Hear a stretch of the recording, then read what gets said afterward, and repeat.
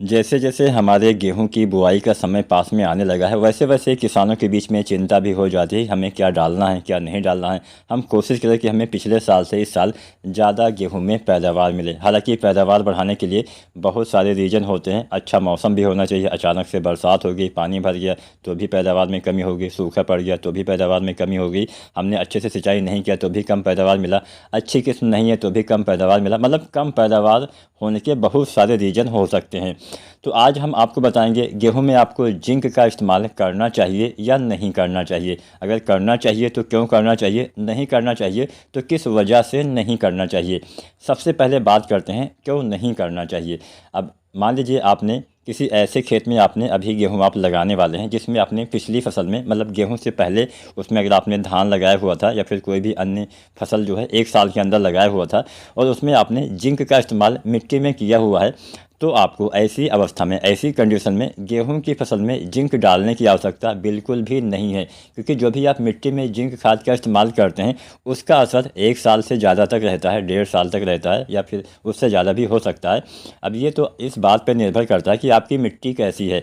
कई बार क्या होता है, ज़्यादा जल भराव वाली जहाँ पे समस्याएं होती है, मतलब जहाँ पे जो तराई क्षेत्र होते हैं वहाँ पे ये समस्या आ जाती है कि ज़्यादा देर तक पानी भरा रहता है, महीना 2 महीना 6 महीना पानी भरा रहता है।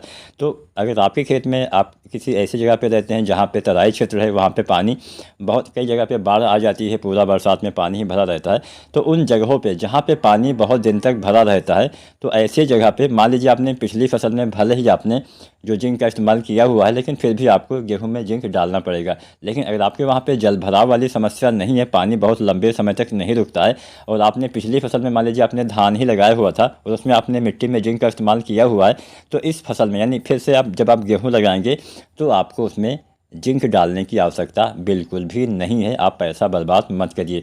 अब बात करते हैं जिंक हमें कितना डालना चाहिए। किसान साथियों, अगर आप जिंक का इस्तेमाल करते हैं तो आप दो तरह से कर सकते हैं। पहला तरीका होता है मिट्टी में इस्तेमाल करना, दूसरा तरीका होता है छिड़काव जैसे इस्तेमाल करना।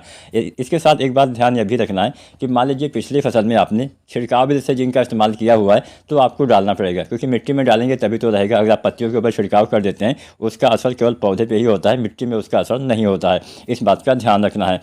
तो यहाँ पे अगर बात की जाए कि हमें मिट्टी में कितना डालना होता है, तो सबसे पहले जानते हैं कब डालना चाहिए। गेहूं की बुआई में के बाद में जब आप पहला पानी लगाते हैं तो पहले सिंचाई पे आपको जिंक का इस्तेमाल करना चाहिए। बुआई के समय नहीं डालना है, क्योंकि बुआई के समय हम डीएपी, एसएसपी यानी सिंगल सुपर फास्फेट या फिर हम जो है वो एनपीके डालते हैं। इन तीनों खादों में फास्फोरस होता है, फास्फोरस के साथ हमें जिंक नहीं डालना होता है।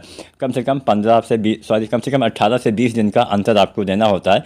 तो पहला पानी वही 21-25 दिन के आसपास या 30 दिन तक अगर आप लगाते हैं तो पहले पानी पे आप जिंक डालिए। 33% वाले जो जिंक सल्फेट आती है लगभग 5, 6 या 7 किलो, मतलब 5 से 7 किलो, या फिर 21% वाली जो जिंक सल्फेट आती है 8 से 10 किलो आप इस्तेमाल कर सकते हैं।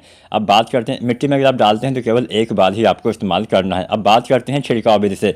तो यहाँ पे अगर आप पत्तियों के ऊपर छिड़काव करना चाहते हैं तो ये भी तरीका अच्छा होता है। अगर आप मिट्टी में इस्तेमाल करते हैं तो केवल एक बार में ही काम चल जाएगा। छिड़काव विधि से आपको 2 बार जिंक का इस्तेमाल गेहूं में करना पड़ेगा।